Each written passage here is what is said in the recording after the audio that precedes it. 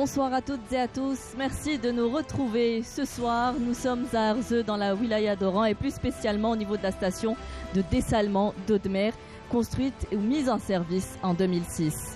C'est grâce aux ressources non conventionnelles qu'Oran est alimenté en eau potable, la wilaya ne disposant pas de barrages. Le problème de l'eau se pose de plus en plus et avec acuité au niveau mondial et particulièrement dans le sud de la Méditerranée et par conséquent en Algérie. Des efforts immenses et des investissements colossaux ont été réalisés dans notre pays au lendemain de l'indépendance et à nos jours pour lutter contre le stress hydrique et assurer une distribution équitable et durable de cette denrée si rare et si précieuse. La politique du secteur de l'eau adoptée par l'Algérie depuis plusieurs années à travers un investissement, je vous le disais, colossal en infrastructures hydrauliques, plus de 60 milliards de dinars, le dessalement et l'épuration des eaux nous ont permis de nous doter d'une bonne maîtrise des ressources en eau, avec une satisfaction des besoins en eau potable et une irrigation satisfaisante mais encore insuffisante. L'Algérie est tout de même présentée comme un exemple mondial en la matière. Ressources en eau en Algérie 60 ans après l'indépendance entre réalisation et perspective, c'est ce soir. Et pour cela, nous avons le plaisir d'accueillir ce soir Madame Lamia Lahtihed, bonsoir. Bonsoir, je vous remercie pour l'invitation. Merci à vous d'avoir accepté. Vous êtes chargée des études au niveau du ministère des Ressources en eau et de la sécurité hydrique. Oui, exactement. Merci d'être avec nous. Nous accueillons également Monsieur Lahla Salah, bonsoir. Bonsoir, merci madame pour l'invitation. Merci à vous. Vous êtes l'assistant du directeur central de l'exploitation de l'Office national de l'assainissement. Exactement, Merci d'être oui, avec oui, nous.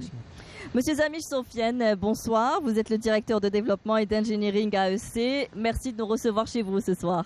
Merci à vous et merci pour l'invitation. Je profite de cette occasion juste pour exprimer notre immense plaisir de vous accueillir dans ce merveilleux complexe de production de l'énergie et de l'eau potable, le complexe Kahrama, et qui est considéré comme première station de dessalement d'eau de mer réalisée en Algérie avec une capacité de 80 880. Oui, et d'où notre présence ce soir. Merci à vous de nous accueillir. Madame Mouchar Nadia, bonsoir. Bonsoir, merci pour l'invitation. Merci à vous d'avoir accepté. Vous êtes directrice des études à l'Agence nationale des barrages et des transferts, l'ANBT. Merci d'être avec nous. Monsieur Mortal Sid Ahmed, vous êtes directeur de la zone d'Oran, l'Algérienne des eaux. Merci d'être avec nous également. Bonsoir, merci pour l'invitation. Merci.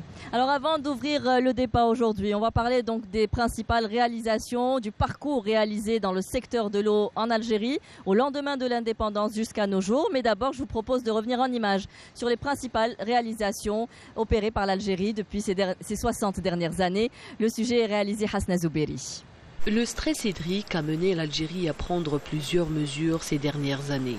L'enjeu est d'assurer une bonne alimentation en eau potable à la population du nord au sud du pays.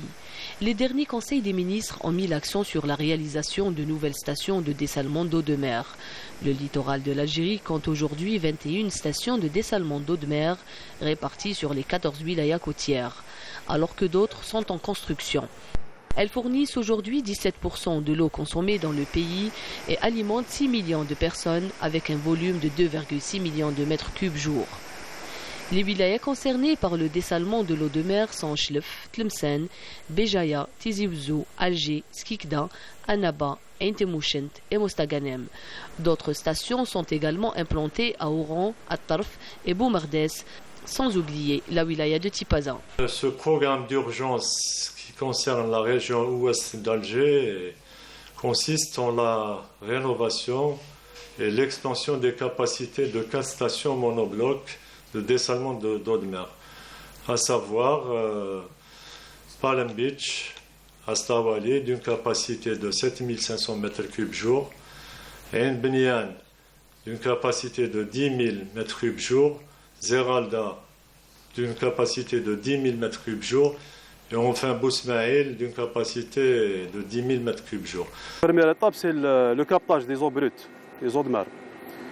Puis on a le pré-traitement, la décantation, la filtration et microfiltration. Puis on a le passage sur les osmoseurs, le traitement final, et puis le pompage vers le réservoir de distribution. Et le stress hydrique se ressent à un degré moindre à l'est du pays. Le mérite revient au barrage de Bni Haroun dans la wilaya de Mila. Il s'agit du plus grand barrage construit depuis l'indépendance à ce jour, avec une capacité de 960 millions de mètres cubes. Il faut savoir que l'Algérie compte à fin 2021 80 barrages au moment où 5 autres sont en cours de réalisation. Et pour compenser les déficits enregistrés dans les réserves en eau superficielle, notamment celles des barrages, le gouvernement a opté pour l'épuration des eaux usées. Ces infrastructures destinées à l'irrigation agricole font de l'Algérie le premier pays d'Afrique en la matière. Depuis le début des années 2000, l'Algérie a concentré des efforts et des investissements considérables en matière d'assainissement et d'épuration des eaux usées, dans l'objectif de la préservation de la santé publique et la protection de l'environnement. Donc cela, ça s'est traduit par l'existence aujourd'hui de quelques 200 stations d'épuration d'une capacité installée de l'ordre de 17 millions équivalents habitants, soit un volume global à traiter de l'ordre de 1 milliard de mètres cubes an. Ici, dans la wilaya de Blida, se trouvent 2 importantes stations d'épuration des eaux usées. La première se situe dans la commune de Bni Chaben à Boufarik, alors que la seconde se trouve à Bni Mered. C'est une station qui s'étend sur 6 hectares. Sur 6 hectares de capacité de 375 000 équivalents habitants. C'est un débit nominal de 60 000 mètres cubes jour. Le procédé qu'on utilise, c'est le procédé à bout activé. C'est une station qui est située au cœur même de la Mitidja. C'est une station qui dispose d'un potentiel de réutilisation des eaux usées pour 3 000 hectares. La station d'épuration des eaux usées de Beraki n'est pas en reste. Elle est l'une des plus grandes stations d'épuration du pays, comme nous l'explique ce responsable.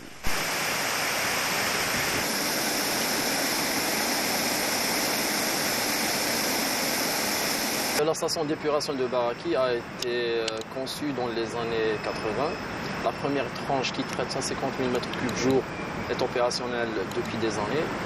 Et la deuxième tranche qui a été réalisée justement pour assurer le traitement de la totalité des eaux usées venant du bassin versant centre de la ville d'Alger est conçue entre 2012 et 2015. Elle est en service depuis 2015. La nouveauté, c'est que la deuxième tranche est équipée d'un système de filtration et de désinfection des eaux usées par ultraviolet afin de réutiliser ces eaux usées dans le domaine agricole et dans le domaine industriel. Au sud du pays, on retrouve un des plus grands projets réalisés ces dernières décennies, celui du transfert d'eau potable d'Insalah à Tamanrasat, sur une distance de 750 km. Ce méga-projet vient étancher la soif de quelques 97 000 habitants de la capitale de Lahagar et de milliers de citoyens habitant les localités environnantes. 35% en 1962 montre bien aujourd'hui la réalité de la discrimination et la particularité, la précarité dans laquelle se trouvaient les Algériens pour l'accès à l'eau. Madame Lertihet. Tout à fait, c'était après l'indépendance. D'ailleurs, pour un rappel historique, le départ déjà, le peu d'ouvrages qui a été réalisé, les barrages pour l'irrigation et les eaux souterraines pour l'approvisionnement en eau potable, plus particulièrement des villes où se localisait la population européenne. La population algérienne qui était pratiquement la majeure partie vivait dans les zones rurales, donc n'avait pas d'accès à l'eau potable.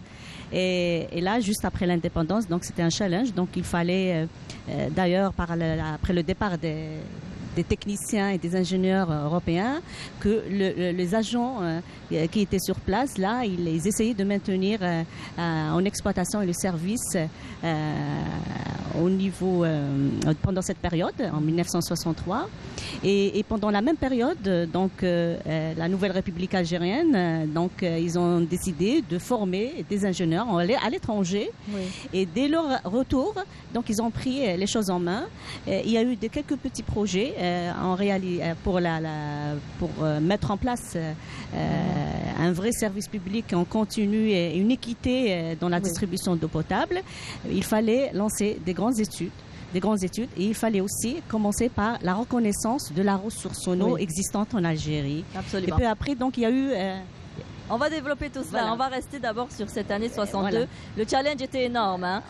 Aujourd'hui, au lendemain de l'indépendance, donc il y avait très peu de ressources. Comme vous le disiez, les zones rurales n'étaient pas raccordées à l'eau. Donc il a fallu d'abord, en premier défi, c'est qu'il y ait une distribution équitable à toute la population algérienne.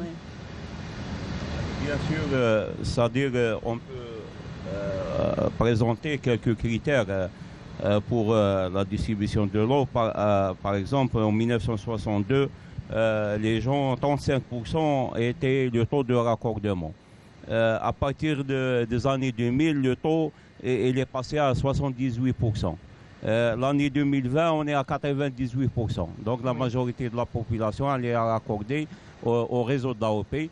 Donc les pouvoirs publics, ils ont investi énormément pour que 80% sont raccordés au réseau et ils reçoivent de l'eau à partir de leur robinet. Oui, mais le défi était grand, comme je le disais. Il a fallu former des techniciens, il a fallu former des ingénieurs pour pouvoir justement répondre aux besoins de la population. Et aussi, il fallait aussi trouver comment dirais-je, la forme administrative institutionnelle aussi, c'est important, institutionnelle, qui va gérer cette ressource. Il a fallu unifier tout cela. D'abord, il a fallu inventorier nos besoins. Hein. Nous n'avions que 14 barrages, Madame Moucha, vous confirmez. À l'indépendance, on a hérité de 14 barrages avec une capacité de stockage mobilisée de près de 500 millions de mètres cubes. Bien sûr, au lendemain de l'indépendance, il y avait aussi 3 barrages qui étaient en réalisation, qu'on a pu mettre en service bien après. Aujourd'hui, on se retrouve avec 80 barrages en exploitation et 5 d'autres seront mis en service d'ici 2024. Le premier barrage, bien sûr, construit par à 100% algérien, qui a démarré en 65 mais en service en 69. C'était le grand barrage Djof Torba dans la wilaya de Béchar avec 260 millions de capacité de stockage. Oui, bien sûr. Oui, les 14 barrages étaient alimentés uniquement le secteur de l'agriculture à l'époque. Oui, exclusivement pour l'agriculture, et partie d'ailleurs dans la partie nord, de l'est, on avait au centre et à l'ouest. Bien sûr, sans oublier, il y avait des petits barrages aussi de retenue collinaire pour l'agriculture, la petite et moyenne hydraulique. Oui, donc 60 ans après, plus de 70 barrages ont été construits en Algérie. Oui. Il y avait une station d'épuration quand même, Monsieur Lahleh. Oui, c'est-à-dire ce qu'on peut dire aujourd'hui, après 60 ans de l'indépendance, c'est que l'Algérie a su relever un défi extraordinaire. Pourquoi on dit ça? Parce qu'au vu de la situation héritée du colonialisme, pratiquement, on peut dire qu'il n'y avait absolument rien. Donc, si je parle un peu de l'assainissement, organisme que je représente, à l'aube de l'indépendance, il n'y avait qu'une seule station d'épuration dans la wilaya de Aïn Mouchent. C'était un lit bactérien qui a été hérité de l'époque coloniale et qui ne fonctionnait pas bien correctement. Donc, ce qui a poussé donc, les autorités algériennes à déclasser cette station. Et après 60 ans, on se retrouve avec un parc impressionnant de 200 stations d'épuration. Oui. Donc, vous imaginez un peu le parcours, l'ampleur des efforts et des investissements consentis par les pouvoirs publics pour arriver à la situation actuelle. Et on cite les STEP, il y a d'autres indicateurs qui témoignent de ces efforts. Si on parle par exemple, il y a un indicateur qui est le plus fréquemment utilisé, c'est le taux de raccordement au réseau d'assainissement. À l'aube de l'indépendance en 62, il n'y avait que 20% de la population qui avait accès à l'assainissement.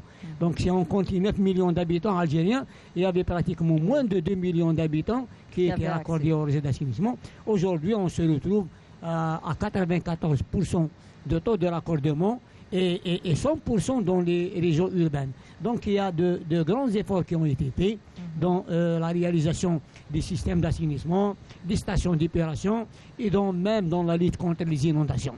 Et permettez-moi de vous dire, après 60 ans d'indépendance, aujourd'hui, il y a des maladies, par exemple la transmission hydrique, qu'on ne trouve plus dans notre pays. C'était d'abord une question de santé publique. Donc il y a une évolution, un rythme, j'allais dire, exponentiel qui a permis d'arriver à une situation, pas pour se dévoiler, cacher, il y a peut-être des aspects négatifs. Nous sommes un pays stress hydrique, on ne peut pas l'oublier, mais il y a eu des efforts consentis dans ce domaine. Absolument, mais il y avait des aléas, il y avait des conjonctures économiques, il y avait un aléa climatique, donc de changement climatique. Mais ces dernières années, on commence à s'adapter à toutes ces nouvelles donnes pour amorcer un petit peu le progrès et arriver à un meilleur niveau. Merci. Alors, vous le disiez tout à l'heure, au cours de cette période, les services de l'administration d'hydraulique se sont étoffés et développés dans toutes les régions, grâce notamment à l'arrivée de nombreux ingénieurs qui ont été formés à l'étranger. Il fallait aujourd'hui unifier la gestion du secteur de l'eau. Oui, tout à fait. Donc, juste après l'indépendance, la première action, c'était de rattacher le sous-secteur hydraulique au ministère de la Reconstitution et des Travaux publics et de transport. Et là, c'était entre 1963 et 70. Et puis, il y avait deux grandes périodes, parce qu'il y avait plusieurs étapes, entre 70 et 80. Pourquoi? Parce que la première pénurie qui a vécu l'Algérie, c'était en 1970. Et puis, il y avait en 1980. Et puis, la dernière, que vous le savez, c'était la fin des années 90, début 2000. Donc, à chaque situation, il y avait, comment dirais-je, une recherche d'un modèle institutionnel de réorganisation de cette gestion et unifier et rattacher tous les services sous un même secteur ressources en eau. Et de là qu'a commencé comment dirais-je, les grands efforts qui ont été bien avant consentis en matière d'études, à mettre en place aussi les grandes infrastructures de base qui sont importantes.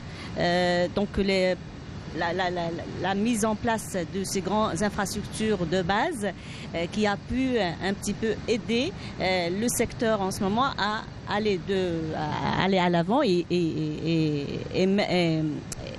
comment dire, une politique. Et voilà, géopolitique, pas tout l'espace, parce que l'Algérie du nord au sud, quand même, c'est pas facile avec le relief, avec l'éloignement surtout au sud. Donc, il y a eu vraiment une inégalité dans la distribution. Donc, je peux dire les 20 dernières années, donc il y a eu un grand effort qui a été consenti et grâce à l'embellissement financier aussi, donc je peux dire 60 milliards de dollars pratiquement investis pour arriver à cette situation actuelle en matière d'infrastructures existantes, de barrages, de systèmes de transfert, de grands transferts, de l'épuration et même de dessalement. Si je reviens aux ressources non conventionnelles, les ressources non conventionnelles, on peut dire après l'indépendance, on avait 2 stations de déminéralisation au niveau de Borma à Ouargla et une à Brédia ici à Oran. C'était de petites stations. Mais peu après, il y avait à chaque situation une petite station de dessalement, mais le plus grand nombre de stations et des grandes capacités, ça a été réalisé à partir des années 2000. Oui, alors le dessalement, j'en viens avec vous, Monsieur Zemich, c'est un peu votre créneau ce soir. Les eaux non conventionnelles, c'est aujourd'hui la solution pour nous, pays algériens, pour lutter contre le stress hydrique et pour pouvoir répondre à la demande. Comme nous sommes ici à Arzeu, Oran, c'est cette station qui permet d'alimenter aujourd'hui la wilaya d'Oran qui souffre d'un fort stress hydrique. Tout à fait, suite au stress hydrique qui a frappé l'Algérie fin des années 90, il a été décidé d'aller vers une autre alternative de production de l'eau potable et l'alimentation de la population, qui est le réseau non conventionnel à travers la réalisation des stations de dessalement d'eau de mer. Le premier programme qui a été initié par l'État, c'était le programme de réalisation de 11 stations de dessalement d'eau de mer, totalisant une capacité de 2,1 millions de mètres cubes jour, étalé sur le littoral algérien. Par la suite, ce programme a été renforcé en 2021 par la réalisation de 3 nouvelles stations au niveau de Bateau Cassé, El Marsa et Khoursou, avec des capacités de 10 000, 60 000 et 80 000 mètres cubes jour respectivement. Et le dernier programme qu'on est en train de réaliser actuellement, c'est le programme de 5 nouvelles mégastations de 300 000 mètres cubes jour, totalisant une capacité de 1,5 million de mètres cubes par jour, qu'on est en train de lancer des études afférentes, donc les études d'avant-projet maritimes, géotechniques, à l'effet de concrétiser ce programme et atteindre les 40% d'alimentation en eau potable par le réseau non conventionnel d'ici fin 2024 et même atteindre les 60% d'alimentation de ce réseau. Nous sommes à 17%, 20% aujourd'hui de l'alimentation. On est à 17% actuellement. Oui. Avec la réalisation des 5 nouvelles SDM, on sera à 40% de la capacité totale produite en eau potable avec le réseau non conventionnel et on vise à atteindre les 60% de ce réseau d'ici fin 2030, Inch'Allah, avec les efforts des parties prenantes et les instances concernées. Voilà. Alors on le sait, vous l'avez dit, l'Algérie a connu des sécheresses récurrentes et par voie de conséquence une dégradation progressive des ressources en eau. Le pays a subi durant les années 70-80 une aggravation des phénomènes de désertification, salinisation des sols, pollution des eaux superficielles, ce qui a entraîné quand même des répercussions préoccupantes sur de nombreuses activités socio-économiques. Mais parallèlement, l'État algérien a toujours tenté d'investir, selon la situation bien sûr, avec l'augmentation notamment de la mobilisation des eaux superficielles. Justement, pour ce qui concerne les eaux superficielles, il ne faut pas oublier qu'il y a toujours des études qui sont en train de se faire pour augmenter le parc de barrages. Nous avons encore des sites possibles d'accueillir des barrages. On en a actuellement près de 30 études finalisées, prêtes à être lancées. D'ailleurs, le plan d'action du secteur des ressources en eau et de la sécurité hydrique, on prévoit d'ici 2030 avoir 95 barrages avec 9 milliards et demi de capacité de stockage. C'est-à-dire on continue toujours. En plus de ce qui est de la construction des barrages, on investit aussi dans les transferts, les grands transferts. D'ailleurs, on a actuellement 6 grands transferts d'eau superficielle, aussi pour lutter et pour la sécurité de la ressource en eau. Il y a un programme d'interconnexion des barrages à travers des conduites. Et sans oublier aussi, il y a la construction des petits ouvrages de mobilisation. On en compte aujourd'hui plus de 500 petits barrages et retenues collinaires. Oui. Alors, Monsieur Mortal, aujourd'hui, si vous pouviez nous parler aujourd'hui, l'important c'était d'inventorier d'abord donc tous nos sites qui existaient, connaître nos faiblesses, nos points forts, investir. Il a été difficile après de pouvoir raccorder tout le monde au réseau d'alimentation en eau potable. Parlez-nous un peu des investissements qui ont dû être faits dans ce domaine et aussi pour la qualité de l'eau. Bien sûr, effectivement, ça de tous ces investissements, donc ils nécessitent une prise en charge du point de vue exploitation. Oui. Et même ces investissements, ils doivent être bien entretenus, etc., pour assurer leur production maximale. Effectivement, à partir de 2001, suivant des réformes structurelles qui ont passé à partir de 1962 jusqu'à actuellement, nous avons une étape déterminante dans ce cycle. C'est à partir de l'année 2001 où l'État algérien a décidé de créer 2 entreprises qui font l'exploitation et la prise en charge du service public de façon générale, soit eau potable ou bien assainissement. Donc il a été décidé de la création de l'Algérien des eaux comme entreprise nationale chargée du service public de façon générale d'eau potable, et en parallèle l'Office national d'assainissement qui va gérer la partie assainissement. Oui. Effectivement, maintenant l'ADE, c'est-à-dire l'Algérien des eaux, elle assure la production et la distribution de l'eau potable. Donc elle gère c'est-à-dire à partir de 1011 APC, c'est-à-dire communes, de 1500 à partir de 1541 que compte l'Algérie, le pays.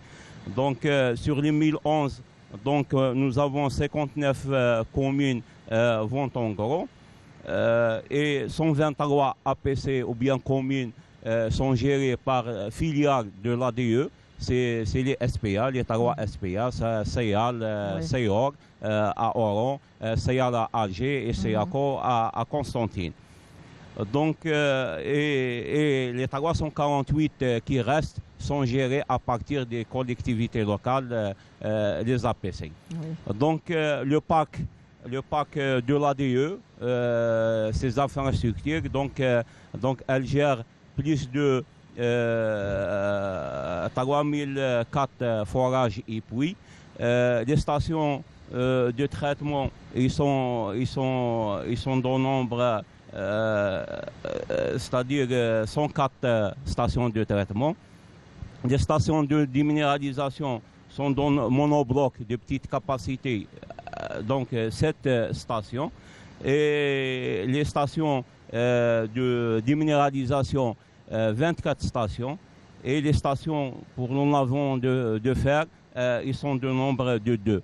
Et elles gèrent un parc de réservoirs et de stockage de 8007 réservoirs d'une capacité globale de 722 millions de mètres cubes et un réseau qui est très, très large de 86 500 km. Merci. Donc on voit tout le développement et tout le déploiement que ça a nécessité pour arriver à ce que nous en sommes aujourd'hui. Pour rester un petit peu dans l'historique, en 1995 et en 2005, il y a eu des réformes dans le secteur de l'eau qui a repensé la mobilisation, la gestion et l'utilisation des ressources en eau en prenant en compte 3 paramètres, Madame Lertihet, cadre réglementaire, gestion intégrée. C'est là qu'on a pensé à cela à ce moment-là, et la tarification bien sûr et l'efficience. Oui, tout à fait. Donc, il y avait, mis à part l'aspect institutionnel et la formation aussi, surtout. Donc, il y avait aussi l'aspect là du savoir-faire et comment le faire par rapport à la disponibilité de la ressource dans notre pays. Donc, si je fais un autre rappel historique. Donc, il y avait 2 grands axes, 2 grandes périodes pour un petit peu décider sur un seul secteur des ressources qui s'occupe des ressources en eau en les années 2000. Mais bien avant d'arriver à cela, en 1992, l'Algérie a signé la convention cadre liée au changement climatique. La convention cadre élaborée par les Nations Unies où on était engagé pour un petit peu cette année-là, pour un petit peu tout ce qui va être réalisé dans le sens de développement durable et de protection de l'environnement. Donc en 92, donc en 93, il a été décidé de lancer le plan national de l'eau en Algérie, le premier plan national de l'eau en Algérie. Et en 95, il y a eu les assises de l'eau. Donc les assises de l'eau qui ont pu un petit peu une concertation régionale, qui ont donné une idée sur les difficultés pour chaque région spécifique en Algérie, du nord au sud, de l'est à l'ouest. Et là, en 95, il y a eu la création des agences de bassins hydrographiques. C'est là où il y a eu la modification du code de l'eau qui a été réalisé en 1983. Donc en 1996, il y a eu le nouveau code des eaux qui donne l'aspect de gestion rationnelle et de l'eau et avec une concertation par bassin versant. Parce qu'on doit suivre le cycle de l'eau. Et là, ça a déclenché la réalisation en masse des infrastructures des zones non conventionnelles. Les zones non conventionnelles, pas uniquement le dessalement de l'eau de mer pour l'eau potable. Il y a aussi la réutilisation des eaux épurées et même la recharge artificielle. Et si je rejoins mon collègue tout à l'heure pour la qualité de l'eau L'amélioration de la qualité de l'eau par déminéralisation, c'est aussi coûteux au niveau des hauts plateaux sud. C'est le même système d'osmose inverse, le même système de dessalement de l'eau de mer. Merci. Alors, l'Algérie, je le rappelle quand même, parce que vous me le disiez tout à l'heure en off, on pense que l'eau nous vient dans le robinet, que ça vient facilement, sans investissement. Le citoyen n'a pas conscience de tous les investissements qu'il y a eu derrière, de tous les efforts qu'il y a eu derrière. Alors, l'Algérie a un potentiel hydrique global mobilisable ne dépassant pas les 12,3 milliards de mètres cubes pour les eaux superficielles, ce qui offre un volume annuel de 280 mètres cubes. Vous me corrigez si les chiffres ne sont pas justes, par habitant et par an, ce qui reste en deçà du seuil aujourd'hui mondial. On comprend par là le stress hydrique fort que vit l'Algérie et d'où l'importance d'utiliser toutes les ressources que nous avons, Monsieur Lahlah. Oui, aujourd'hui, le constat qu'on doit faire, c'est que les besoins en eau vont augmenter de plus en plus. Et la ressource en eau, elle est rare et elle devient de plus en plus vulnérable. Et si on parle de vulnérabilité, la ressource en eau, elle est vulnérable sur le plan qualité et sur le plan quantité. Oui. Sur le plan quantité, la planète Terre vit des changements climatiques qui a eu des répercussions sur tous les pays de la planète, pas uniquement l'Algérie. Et donc les ressources en eau conventionnelles se sont réduites. Et sur le plan qualitatif, bien sûr, il y a le progrès industriel et toutes les activités. Une maîtrise de la technologie également, on va en parler aussi pour le dessalement et pour l'épuration. Absolument, qui engendre la population. Donc, devant cet état des faits, aujourd'hui, il faudra dire que le recours à d'autres alternatives devient indispensable. Aujourd'hui, le recours aux ressources non conventionnelles, ce n'est plus un choix, c'est devenu une nécessité.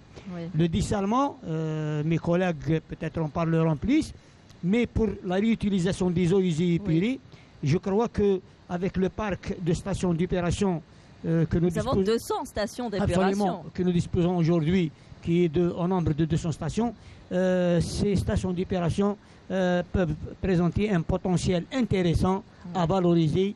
Pas uniquement l'agriculture, parce que si on parle de l'utilisation, il y a d'autres usages. Il y a l'usage industriel, il y a l'usage municipal, le nettoyage des villes, l'arrosage des espaces verts, les incendies, la lutte contre les incendies, etc. Donc il y a vraiment Nous traitons combien aujourd'hui en volume d'eau à travers ces stations? Aujourd'hui, le constat qu'on fait, c'est que sur les 500 millions de mètres cubes qu'on épure, malheureusement, on n'utilise que 10%. Oui. Il y a un volume de 50 millions de mètres cubes qui est utilisé. Ça peut peut-être s'expliquer que par l'absence avant d'un cadre réglementaire, mais aujourd'hui, Dieu comme merci. Pour l'agriculture, il y a un cadre réglementaire. Voilà. L'arboriculture peut être concernée, mais pas toutes les... c'est-à-dire avant toutes les cultures. Avant il y avait le cadre réglementaire qui n'existait pas. Il y avait une prise de conscience par le secteur de l'eau qui avait mis en place le cadre réglementaire. Donc maintenant, les choses, espérons-le, vont s'améliorer. Il y a des réalisations. Nous avons le périmètre de Hnaya à Tlemcen qui est alimenté par la steppe de Tlemcen. Nous avons ici à Oran le périmètre de Mleta qui est alimenté donc par la steppe de Karma.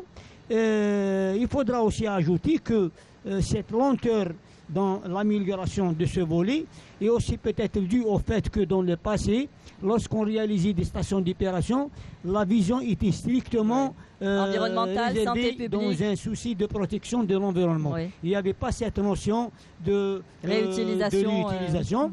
Mais maintenant, on commence à se rendre compte qu'il faudra s'orienter dans cette démarche. Et pour preuve, actuellement, nous avons environ 45 stations d'épuration en cours de réalisation et environ 20 pour lesquelles nous envisageons de réaliser des traitements tertiaires.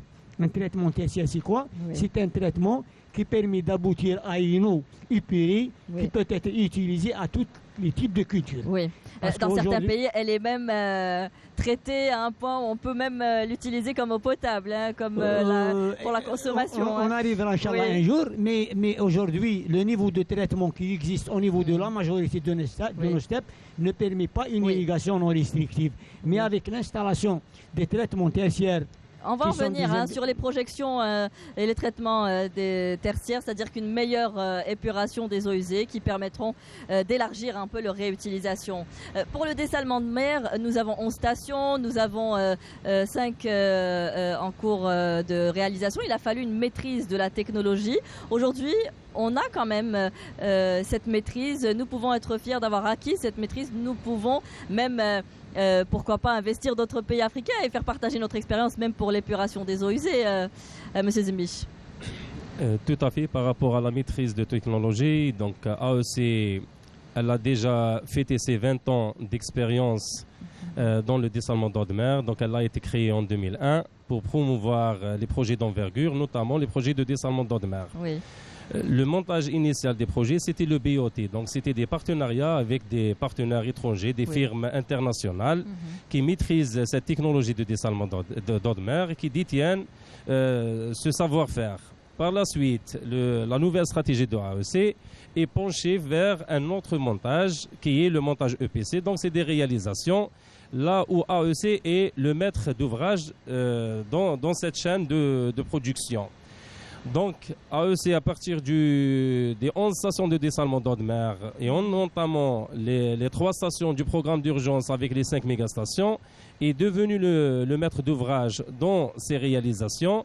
Donc, il suffit juste de choisir un constructeur et un fournisseur des équipements pour entamer la réalisation des projets et la mise en service de ces dernières à l'effet de produire de l'eau potable. Ouais. Donc, alhamdoulilah, actuellement, nous avons déjà quand même une capacité de jeunes Algériens, des universitaires algériens qui œuvrent pour AEC et qui développent cette activité donc in-house. On n'a pas besoin de la main-d'œuvre étrangère. Donc, alhamdoulilah, on pense même, on est en train de réfléchir, de commencer la fabrication des membranes, même des équipements critiques et de grande importance ici en Algérie via des partenariats à concrétiser avec des technologues. Oui. Donc le savoir-faire est lié. On est en train d'œuvrer pour avoir une acquisition à 100% de cette technologie ici en Algérie. Alors, c'est un des principaux acquis, un principal acquis aujourd'hui que de maîtriser la technologie, c'est très important. Pour passer au barrage aujourd'hui, aux eaux superficielles, il faut aussi beaucoup de maintenance derrière, il faut aussi penser aux opérations de dévasement des barrages qui coûtent excessivement cher. Est-ce qu'aujourd'hui, c'est ça un petit peu qui fait que les capacités de stockage ne sont pas à point ? Pour l'envasement, bien sûr, l'envasement c'est un phénomène naturel, on ne peut pas y échapper. Vu la situation géographique de notre pays avec les changements, c'est-à-dire les années de sécheresse qui se succèdent, en plus le phénomène de désertification, comme vous connaissez, vous savez tous que 86% de l'Algérie, c'est une zone aride, désertique, plutôt désertique qu'aride. Donc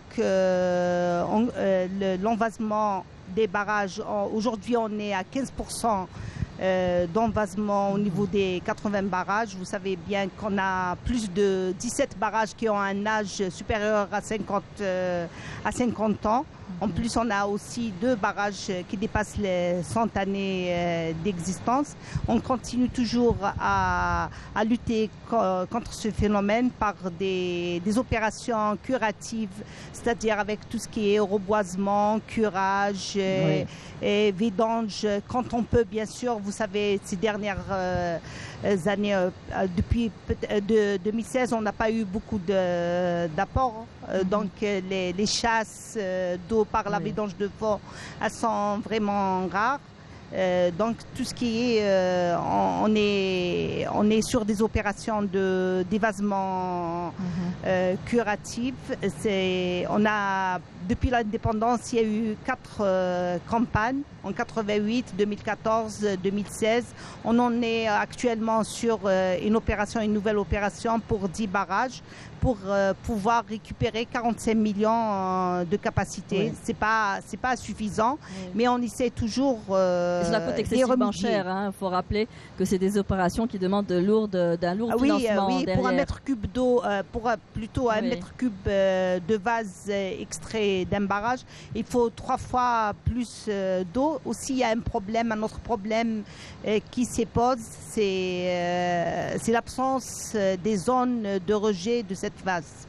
Il y a un manque vraiment de zones de rejet, donc c'est pas une opération qui est très simple.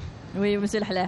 Non, et pour aller dans le même ordre d'idée, c'est que l'État algérien a décidé de relancer le barrage vert. Oui. Donc ça peut constituer, c'est une décision salutaire. Pourquoi? Parce que ça peut contribuer donc à la lutte contre la diversification. Ça va constituer une ceinture de protection. Ça va toucher peut-être une dizaine ou bien une douzaine de wilayas du plateau. Donc ça va réduire un peu l'érosion et l'envasement des barrages. Parce que l'envasement d'un barrage, il ne s'agit pas d'une mesure ponctuelle au niveau du barrage, mais c'est l'aménagement d'un ensemble d'un bassin versant à l'amont qui peut constituer donc une solution. On va parler aussi à travers les barrages. On sait que l'eau est répartie inéquitablement sur toute la région. Donc on a créé cette politique de solidarité aujourd'hui en créant les transferts comme pour la wilaya d'Oran par exemple. Par exemple pour la wilaya d'Oran, Oran allait alimenter à partir pratiquement de 3 barrages le système de transfert MAO, Moustaghalem Arze Oran, constitué de 2 barrages Chilif et Kerada, qui transfèrent vers Oran près de 150 millions de mètres cubes par an, en moyenne bien sûr. Et on a aussi dans la partie ouest, on a le système Tafna, constitué de barrages Bni Behdelat Tlemcen, barrage Sekak et barrage Bourala. Pratiquement, il y a 5 barrages qui peuvent alimenter Oran en cas de nécessité. La région ouest reste difficile aujourd'hui à alimenter en eau potable, Monsieur Mortar. Oui, effectivement, dans le même cadre d'idée, effectivement, l'État a beaucoup investi dans la mobilisation de l'eau et a transféré ces eaux sur des longues distances. Par exemple, si on va prendre où nous sommes, la wilaya d'Oran. La wilaya d'Oran, donc, elle a bénéficié de l'alimentation à partir. Elle n'a pas de ressources locales, elle est faible. Donc la potentialité, elle est faible de ressources locales. Donc l'État a pensé pour sauver ces villes-là, à transférer des eaux sur des longues distances. Comme l'a dit Madame Rochard pour ces transferts. Donc la wilaya d'Oran allait alimenter à partir de l'Est d'un transfert qu'on appelle le MAO. C'est le transfert comme c'est un projet c'est-à-dire assez important. Donc il transfère à peu près de 540 000 m3 jour. Et nous avons aussi le transfert de Gagarak. C'est-à-dire dans le temps qu'on appelle le TGO, qui transfère de l'eau à partir de barrage Gaga qui se trouve dans la wilaya de Ridizen, c'est-à-dire de Chilif plus exactement. Et à partir de l'ouest, nous avons le transfert de Bni Behdel qui date depuis 1952. C'est un transfert sur une distance de 160 km. Et nous avons l'autre transfert qui est en parallèle plus ou moins. C'est le transfert du Tefna qui prend de l'eau à partir du Oued Tefna et aussi à partir de maintenant on l'utilise pour transférer les eaux de la station de Châtel-Hilal de l'Asdem. Où tous ces systèmes sont interconnectés de telle sorte pour assurer et sécuriser l'AOP de l'agglomération, bien de la population qui est desservie. Oui, Madame Lahla. Dans la continuité pour la même idée, pour la wilaya d'Oran, donc il y a les systèmes de transfert qui sont mis en place. De ce que je disais tout à l'heure, les infrastructures de base. Et c'est là, ces systèmes resteront toujours fragiles, d'où la nécessité d'avoir une ressource pérenne qui est le dessalement. Donc pour l'actuel, pour le système MAO, il y a aussi le renforcement par la station de dessalement de Makta, de 500 000 m3 jour. Et au futur, on aura une autre station de dessalement qui va renforcer le système de Tafna.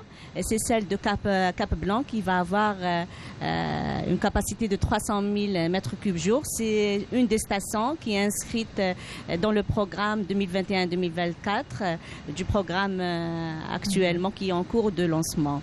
Est-ce qu'on peut dire avec toutes les eaux mobilisées pour les eaux non conventionnelles et conventionnelles, avec une bonne gestion, on arriverait à répondre aux besoins aujourd'hui de la population algérienne? Oui, si vous permettez, donc on pourra, mais avec une rationalisation de la consommation. Et là, comme vous disiez tout à l'heure, la dotation par région, elle dépassait les 150 000, on a 200, 280. Au sud, on a 400. Quand même 400 litres jour par habitant, c'est trop, c'est énorme. Dans les pays développés, il y a certains pays qui sont dans la même situation que l'Algérie. C'est seuls les pays qui sont dans le même bassin méditerranéen, le nord du bassin méditerranéen. Donc il y a certains pays à 90 litres jour habitant, il y a 100 litres. Maintenant, on essaie dans la nouvelle perspective et stratégie de 2030 à ne plus répondre aux besoins, juste donner, c'est l'offre, mais maintenant c'est à fixer et avoir juste la demande qu'il faut selon les besoins à 150 litres jour habitant. Madame Houchard, oui, elle voulait intervenir et je vous donnerai la parole. Oui, ce qu'on a réalisé jusqu'à présent, en principe, c'est une projection, c'est un plan d'action, c'est une stratégie. Ça suffira largement pour l'alimentation en eau potable ainsi que pour l'industrie. Il y a aussi l'irrigation, on ne doit pas l'oublier. Absolument, c'est l'agriculture qui va prendre la plus grande part. L'agriculture, on en a des barrages. 70% de nos eaux sont aujourd'hui destinées à l'agriculture. À l'agriculture, surtout, il y a des forages agricoles. Actuellement, on en a plus de 26 000 forages, bien sûr, entre l'AEP et l'irrigation.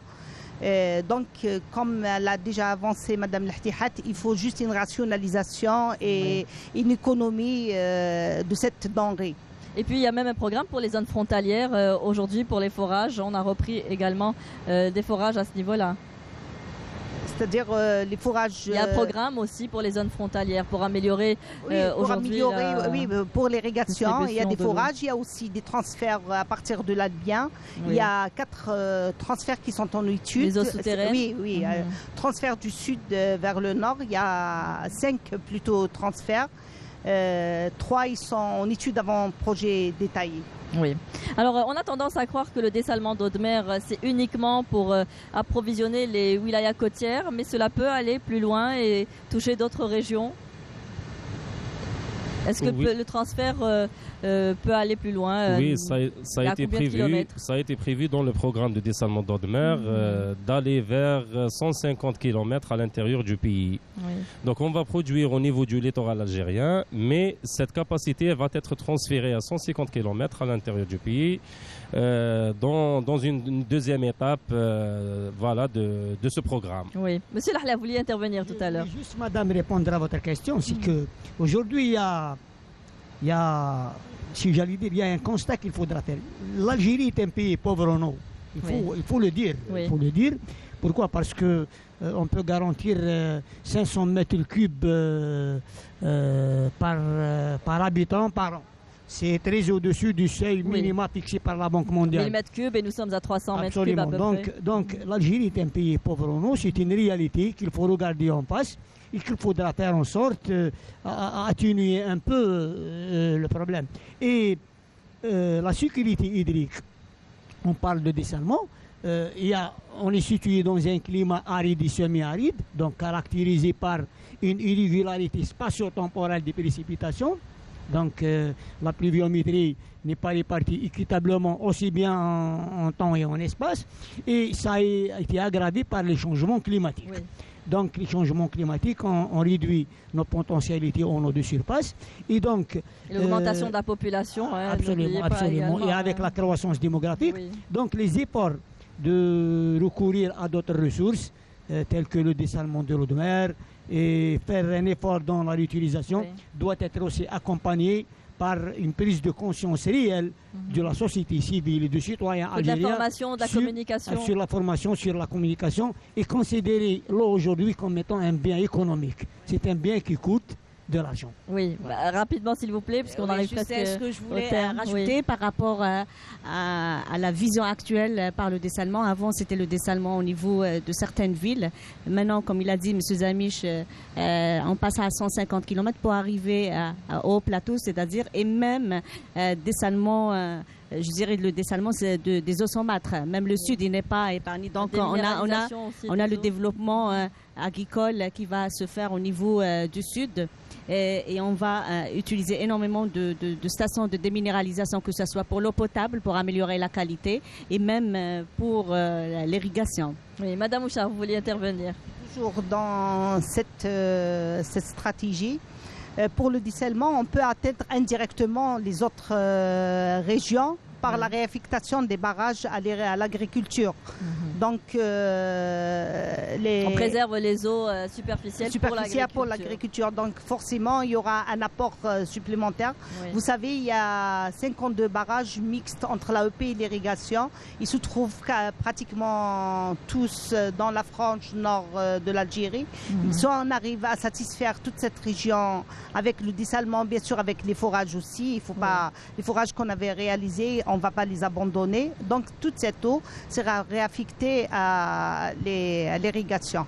Alors, il faut savoir aussi que la tarification que nous payons aujourd'hui n'est pas réelle, n'est pas représentative du coût, du coût qui sort de nos usines, surtout pour le dessalement qui coûte excessivement cher. On a presque 150 à 160 dinars. L'eau qui arrive au robinet, nous ne payons que 8 dinars. Donc, il y a une subvention de l'État derrière. Et on comprend par là l'effort fourni encore une fois par l'État pour pouvoir offrir la disponibilité de l'eau à tous ses concitoyens. Oui, pour le dessalement d'eau de mer, la tarification, donc une moyenne, on va dire, elle est comprise entre 0,85 et 0,95 $ par mètre cube d'eau produite. Donc, cette tarification, bien sûr, si on va appliquer cette tarification aux citoyens algériens telle qu'elle est, donc il ne pourra pas supporter ces montants. La subvention de l'État est venue pour alléger un petit peu l'impact de cette tarification et rendre aux citoyens algériens, c'est-à-dire le paiement de 6 dinars par mètre cube au lieu de 150 à 160 dinars, c'est-à-dire par mètre cube. Ça, c'est la subvention de l'État. Oui. On ne peut pas, c'est-à-dire les recherches même scientifiques par rapport au sujet du dessalement d'eau de mer sont toujours en évolution. Le dessalement d'eau de mer, initialement, c'est-à-dire le tarif d'un mètre cube produit d'eau potable était à 10 $ initialement en 1980 et on est à 0,85 et 0,95. Donc il y a c'est-à-dire une baisse significative de ce tarif avec l'évolution de la technologie et la maîtrise de cette technologie. Oui. Avec la nouvelle stratégie de AEC dans ce domaine de dessalement d'eau de mer et la diminution. Voilà, dans ce domaine de dessalement d'eau de mer, dans la diminution des transferts de devises par la fabrication in-house de tout ce qui est équipement, tout ce qui est pièces de rechange ici en Algérie, ça va réduire de plus en plus ce tarif et rendre cette tarification, c'est-à-dire très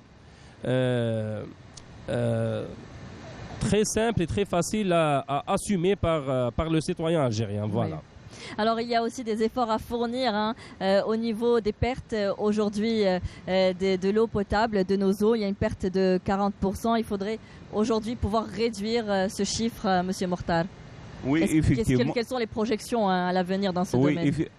Effectivement, maintenant on peut dire que l'Algérie a fait beaucoup d'efforts en matière de mobilisation. Donc on peut dire que la bataille de la mobilisation, l'Algérie elle est tracée, elle est gagnée.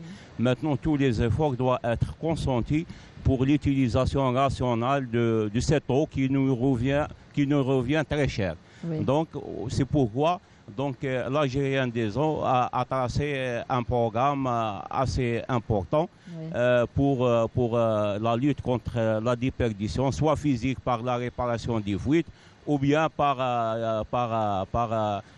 lutte contre soit le gaspillage, soit les branchements illicites et les vols, et les perditions, les réparations des fuites.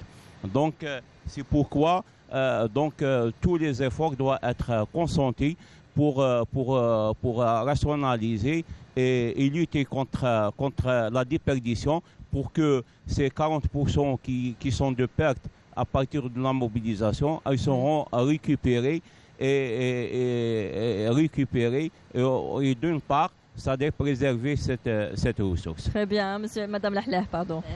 Sur la même question de la tarification de l'eau. Donc la tarification de l'eau administrée, il faut dire qu'elle ne reflète pas le coût de production réelle. Je peux vous donner un coût... selon les études, au pied des barrages, déjà pour mobiliser de l'eau, c'est autour de 8 dinars. Oui. Vous voyez. Donc si on fait un transfert, on a quelques transferts qu'on peut arriver jusqu'à, juste pour le transfert, 170 dinars. Donc pour au niveau de la station de traitement, de dessalement, donc comme vient de dire M. Zamiche, ça peut varier jusqu'à 130 dinars.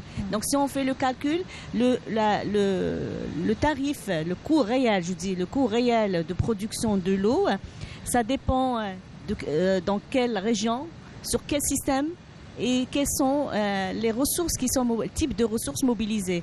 Donc normalement, le tarif de l'eau, il doit être administré par rapport à chaque région, selon les ressources mobilisées conventionnelles et non conventionnelles et selon la distance de distribution, de distribution de cette eau et arrivée au robinet. Donc ces infrastructures qui sont réalisées, ils fonctionnent avec de l'énergie.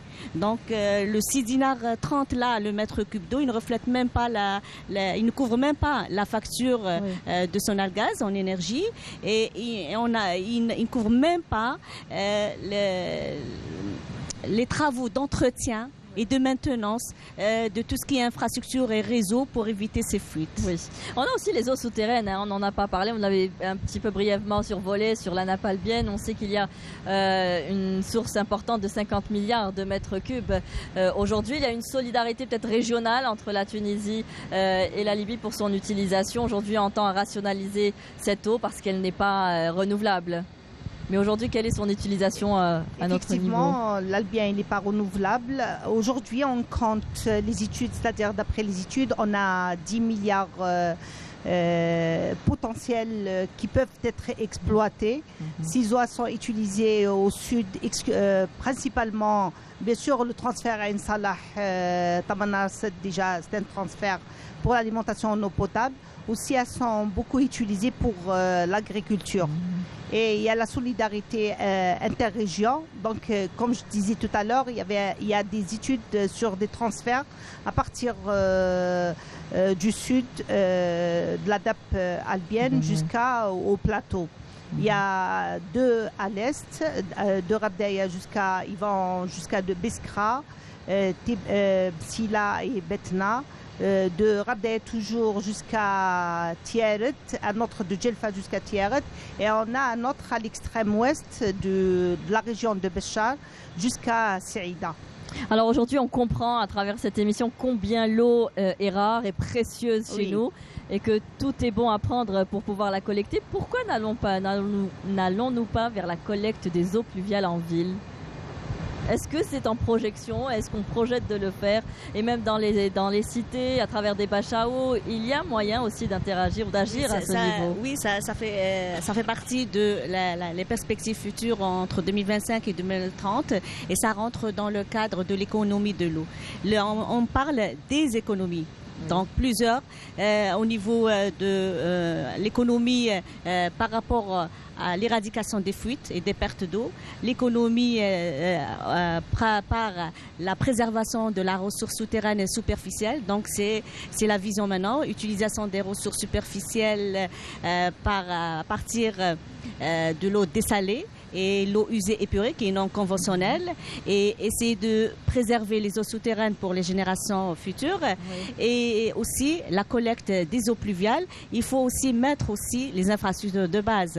Donc nous avons hérité des anciennes villes, des anciens collecteurs qui sont unitaires qui collectent les eaux usées urbaines et épurées et là c'est une action participative de tous les secteurs parce que pas uniquement le secteur de l'eau parce que l'habitat quand il fait une construction il doit y avoir aussi des aménagements. Actions multisectorielles. Hein, exactement, c'est des actions multisectorielles. Donc c'est une perspective que nous avons préparée, on a finalisé, c'est les économies de l'eau et faire participer tous les secteurs, même le secteur industriel par le recyclage, le secteur de l'énergie aussi, parce que même si on parle de la transition énergétique, ça consomme de l'eau. Donc tous les secteurs doivent être sensibilisés pour le choix dans leur stratégie, dans leur propre mission de l'eau dans de développement. Hein. Voilà, rationalisation de l'utilisation de l'eau comme rationalisation de l'utilisation énergétique. Absolument. On va faire un tour de table pour clore cette émission. Aujourd'hui, il y a 200 stations d'épuration. Il y en a 50 encore en projet. Monsieur Lahlah, parlez-nous aujourd'hui de ce qui nous attend. Oui, il y a à l'avenir. C'est-à-dire en plus de parcs existants actuellement, il y a un nombre aussi important de stations d'épuration en cours de réalisation, ce qui fait que notre potentiel en eau upérée va augmenter et les opportunités de réutilisation donc vont augmenter.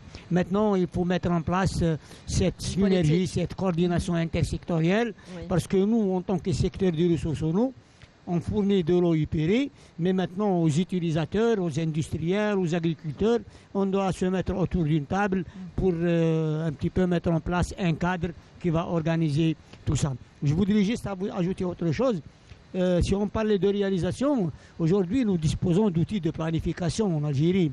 On a par exemple le plan national de l'eau, qui définit donc les potentialités et les besoins à l'horizon 2030. Et nous avons le schéma national de développement de l'assainissement. Nous avons aussi la stratégie nationale de lutte contre les inondations, parce que l'eau présente un risque de rareté, mais aussi un risque d'abondance. Les changements climatiques et c'est ça aussi, les effets des changements climatiques.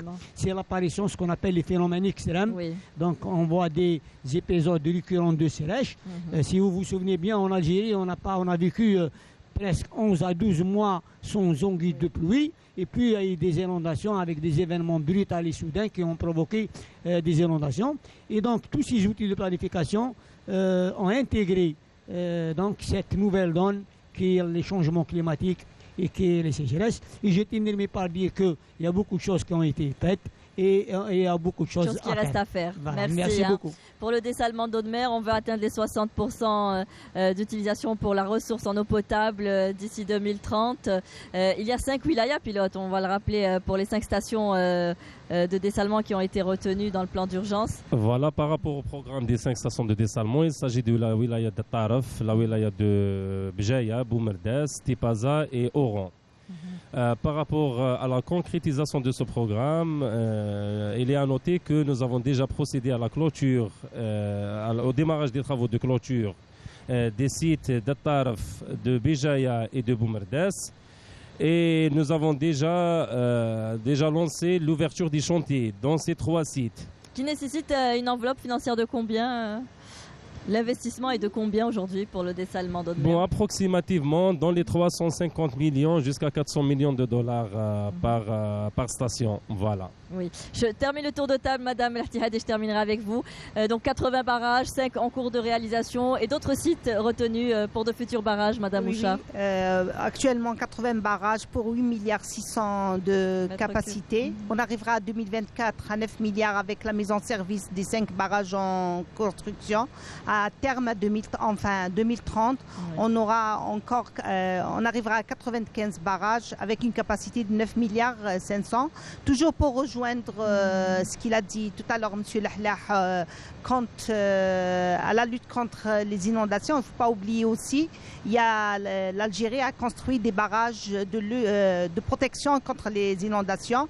Actuellement, on compte quand même 5 grands barrages, un à Sidi Bel Abbès, 3 à Ghardaya et un en construction dans la wilaya de Annaba. Merci, Monsieur Mortar. Amélioration de la gestion de l'eau, de la qualité de l'eau, de la distribution de l'eau aujourd'hui. Quels sont aujourd'hui les prochains défis à relever et qui s'inscrivent dans la stratégie d'ici 2030?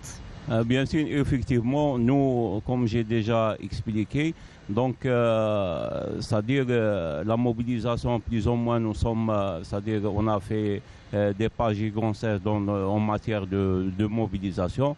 Donc, les challenges maintenant, c'est au niveau de la distribution. Donc, on doit préserver cette ressource, donc lutter au maximum contre les déperditions, soit comme je l'ai dit, soit physique ou bien commercial, contre les branchements illicites. Je peux citer un chiffre, l'ADE répare chaque année plus de 300 000 fuites, donc c'est un effort qui nécessite des moyens financiers et humains. Donc on doit préserver cette ressource. Et aussi les raccordements illicites. Bien sûr, oui. À travers ce plateau, donc je lance pour nos chers clients et nos abonnés, donc de préserver cette ressource et de l'utiliser de façon rationnelle et de ne pas gaspiller parce que c'est une donnée qui est rare et elle nous revient très cher. Il faudrait peut-être faire des campagnes de sensibilisation et de communication à ce niveau-là. On attend Madame pour ça. Lahdiat, ce sera le dernier mot pour clore cette émission. Je vous remercie juste pour compléter les perspectives futures pour arriver à 60% de sécurité en dessalement. Pas uniquement les stations de dessalement, donc il va y avoir des aménagements aval, des raccordements. Je vous cite les 11 stations de dessalement qui ont été réalisées. Donc, il y a eu la réalisation de 1100 km de raccordement avec les réservoirs et stations de pompage. Pour les futurs, on va pour les 5 stations, première phase, pour atteindre les 42%. Il y aura aussi des aménagements qui vont coûter l'équivalent de 96 milliards de dinars. Il y aura aussi 6 autres stations au niveau pour l'ouest à Tlemcen, pour arriver à toucher Saïda et notre wilaya de Sidi Bel Abbas.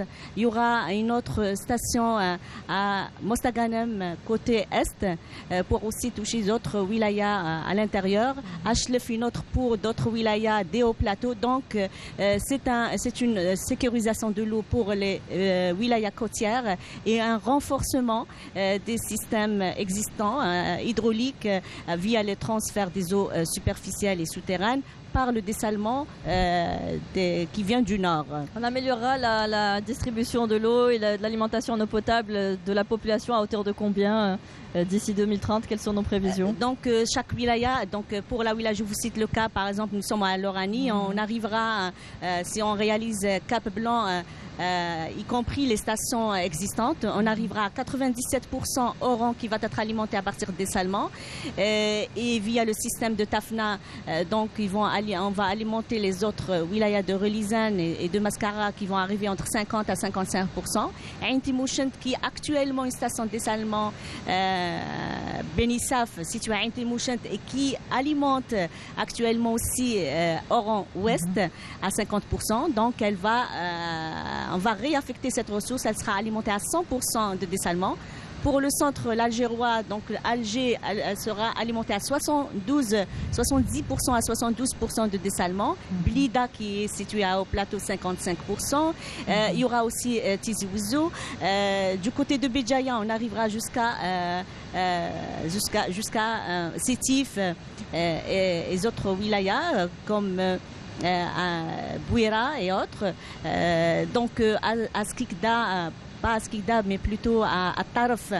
Donc c'est Annaba. Annaba aussi, c'est le même schéma qui existe au niveau de l'Algérois et de l'Orani. Oui. Elle est alimentée à partir des barrages qui sont situés à Tarf. Donc elle va être alimentée pratiquement à 80% de l'eau dessalée, réaffecter les ressources pour de Tarf pour l'irrigation. Les zones frontalières et les zones enclavées. Voilà, pour les eaux frontalières. Donc il y aura d'autres stations de déminéralisation parce que c'est une eau à caractère saumâtre, albienne. Et même dans le cadre du transfert de l'albien du sud vers les hauts plateaux, il y aura des stations de déminéralisation qui ont le même process que le dessalement. Et on s'attend que c'est des efforts qui vont être, c'est des efforts, d'autres efforts colossaux qui vont être et d'autres financements, des investissements aussi importants. Très lourds derrière. Merci à vous, messieurs, dames, d'avoir participé à cette émission. Je rappelle que nous l'avons réalisée aujourd'hui, cette émission, dans le cadre des 60 ans de l'indépendance de l'Algérie. Nous sommes revenus un peu sur le parcours des principales réalisations opérées par l'Algérie durant ces 60 dernières années. Et nous sommes, je le rappelle, donc au niveau d'Erzeu, à Oran, au niveau de la station de dessalement d'eau de mer, la première qui a été lancée et mise en service en 2006. Je remercie le ministère des Ressources en eau et de la sécurité hydrique de nous avoir facilité aujourd'hui toute la réalisation de cette émission. Je remercie également l'AEC de nous avoir si bien accueillis, donc l'Algérienne Énergie Compagnie, merci. Je remercie toute l'équipe technique qui se sont déplacées aujourd'hui d'Oran et d'Alger pour réaliser cette émission. Merci à vous tous, merci de nous avoir suivis. Je remercie également la directrice, sous-directrice chargée de l'information à Canal Algérie, Nawal Abeda, Ahmed Benabi, Mohamed Boulis, Amina Boukhalfa. Merci à vous tous de nous avoir suivis. Je vous souhaite de passer une très bonne fin de soirée sur Canal Algérie. Au revoir.